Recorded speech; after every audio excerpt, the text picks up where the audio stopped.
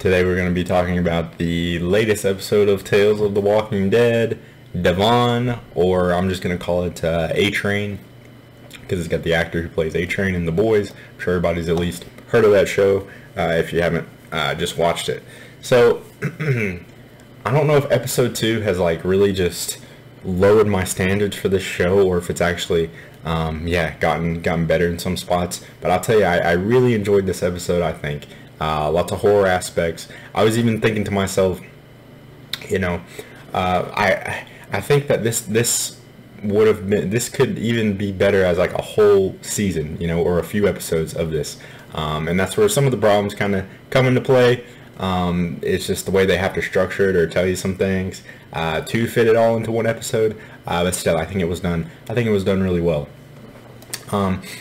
So let's start. Can you believe at the start though? Can you believe we start off the episode in the woods? Who would have ever guessed that? We do get to, fortunately, we do get to a little community later, like it's creepy in itself. It's like a witch Salem type community is what it reminds me of. You don't get to see much of it, but it's something different than the woods anyway. So yeah, you get a lot of questions right here at the start. I like the intro, like, oh, this dude's handcuffed to a zombie. He's got his mouth sewn up. He's missing a leg. All kinds of stuff. Like I said, he's handcuffed to it. What's going on here, right? It does kind of beg the question, why doesn't he just kill the walker? But I guess he's kind of messed up in the head, so he thinks it's a real person. I don't know how much I like that kind of like dream stuff where the zombies talking to him and all of that, because of his amnesia, I guess. But I do like the way the sounds blended though, like where you can hear the zombie, like actually the noise it's making, and then also as well you can hear like what he's hearing in his head. But sometimes it takes you out of it where you're like, okay, now that's a little too far. I'll suspend my disbelief and say it's like amnesia or something like that. But at the same time, like sometimes the zombie will like point, and it's like, okay, you're taking me out of it a little much. That's why I'm saying if you structured it where you didn't have to like hit these story beats and have these kind of nonsensical things happen in like a full season or a few episodes, that might work a little bit better. But I understand that they can't do that, and this is what they're going for. So yeah, I think with what they had to do, they really did well with this one. Don't get me wrong, I'm not complaining that much. It's funny, by the way, the character of A-Train in The Boys, I'll quit talking about it, I promise, but he his whole thing is he runs, right? And so this guy, he has a prosthetic leg, which I just find kind of ironic and and funny. But let's see. So at one point, I was going to say just one more thing. He finds a key. I can't help but think of Fear the Walking Dead every time I see a fucking key now after that god-awful submarine thing, But yeah, no, this zombie, though, it looks really creepy. They did a really good job with the effects and the noises. Yeah, that's just, look how creepy that looks. Oh my god.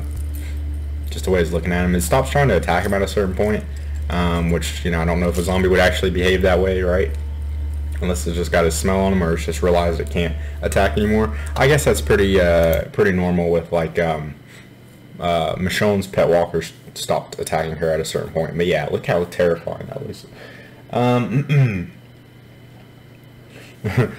This is funny through here. I like his relationship with this chick too. It's one of those things where I think it could have been built up a little bit more. But again, for the time that they had, I think they did a good job with kind of building up their flirting and things like that. And also, I'm pretty sure I already said, but they did a good job with the aesthetic of this community, not just making it, okay, we're just regular people. We're like, I don't know, a French colony or something, they said, because we're outcast. And he says, oh, I know what that's like, or something like that, because black people, slavery, right? That's what we're getting at here. No, it's fine. That's not like a woke line or anything, but we get so much like woke shit like that and other stuff that whenever you have it here where it kind of fits and just flows off, it kind of makes you like, okay. But no, it's fine. Anyway, a little sidetracked here. But no, it was just funny. I was going to say with one scene, I don't even know if I can find it again. I have a hard time finding stuff in here. But at one point she's like, sometimes murder, oh, there's the point. Yeah, it's just, that was just, yeah, you could have cut that probably. But it is still so creepy though. The zombie, like the way it's kind of like it's reaching for the door with him, telling him like, you know, look at the door. But there's this thing where she's like, sometimes murder is mercy, and she hits the fish. She hits a fish like right in the dead in his stomach. I was like, I don't know if that would actually kill the fish. But I'll say right now though, looking at this scene, I called it 100% that this boy was involved in some way. I guess I wasn't sure exactly how. But yeah, this whole scene, you know, his dad didn't come back, but he did, you know.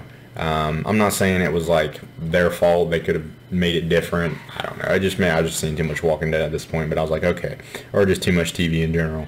But I was like, okay, this kid's involved somehow, obviously. Let's see. Yeah, the zombie kind of gets like knocked out at a certain point too, and all he does is fucking hit it over the oh, he cuts his arm off, that's what it is, and then it like passes out and he carries it somewhere else, which I thought was weird. Yeah, and then it's passed out. Like, what the fuck? It just hit its fucking head so hard on the ground from falling, it knocked itself out or something. Yeah, okay. The flashbacks, while I do like them and they do add to the creep factor because of the film grain that they use, the effect. I've seen that effect. Maybe it's just creepy to me because I've seen it in the movie Sinister, and Sinister was just a fucking terrifying movie, and and so that's why I associate that with that here. But sometimes the flashbacks do get a little bit annoying at first, because there's a portion where you're getting like a little bit of the current timeline, just like, you know, a few seconds, and then you're into a flashback. So it does almost get a little bit too much. But again, that's, like I said, it's just one of the ways that they have to structure the episode, because they only have 40 minutes to tell it. Let's see. There's one scene through here where it was funny. It was just like oh, this clown. I wanted to talk about this too. This clown was fucking, yeah, this clown was terrifying. Just another nice little aesthetic that they add just to, yeah, up the creep factor.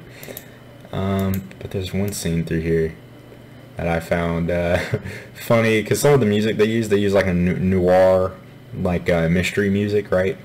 Oh, it's this scene right here.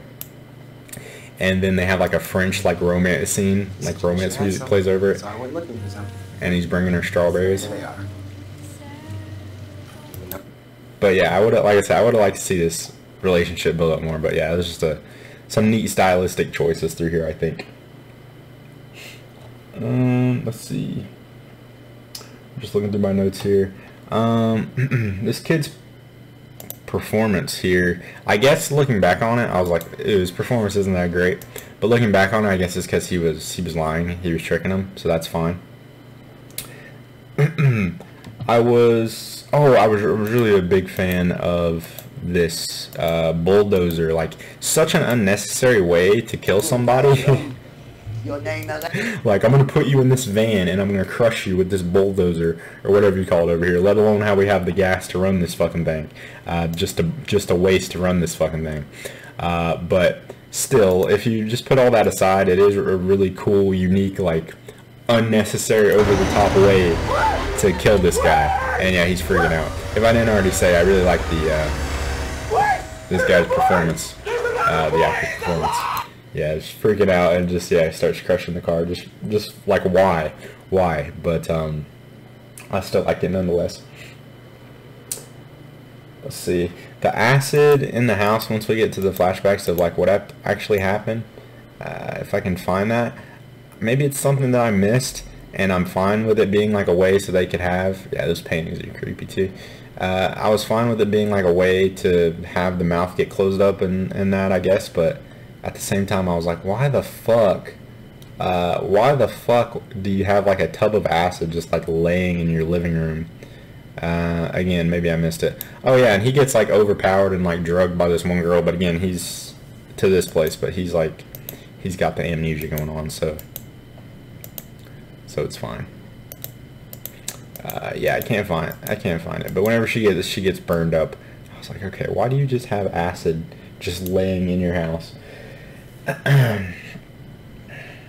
And I really liked the scene at the end. It was really strong. And again, like I said, just as strong as it was, I keep saying this, but as strong as it was in this episode, to have him like have his little speech where he turns on the crowd and like tells them, you know, how wrong you were and you guys are the real murderers here. Imagine if you had like a little bit more build up with this guy, and then have this payoff scene. No, he's bad. No, he's lying. And I like this kid's performance too. Whenever he gets upset and he gets found out, and he's like, you know, like screaming like he's here, oh, he's lying, you know, freaking out.